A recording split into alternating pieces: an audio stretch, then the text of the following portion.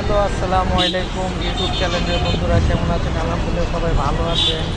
আজকে সন্ধ্যার পরে বাসায় আসার জন্য রাস্তায় হাঁটতেছিলাম, তখন হঠাৎ করে অন্ধকার হয়ে গেল। এরকম অন্ধকার হলো যে বৃষ্টি নামলো। পরে তাড়াহুড়া করে বাসে উঠলাম, দোতলা বাসে।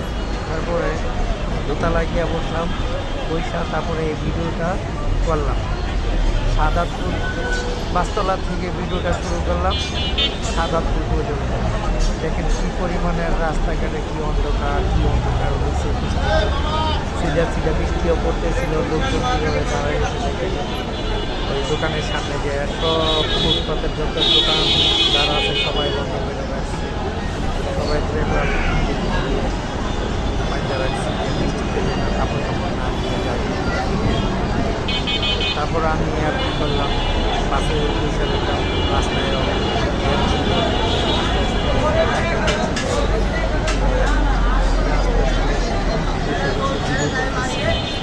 যাই হোক, ভিডিওটা ভালো যদি লাগে সবাই লাইক শেয়ার কমেন্ট করে দেবেন, চ্যানেলটাকে সাবস্ক্রাইব করে দেবেন।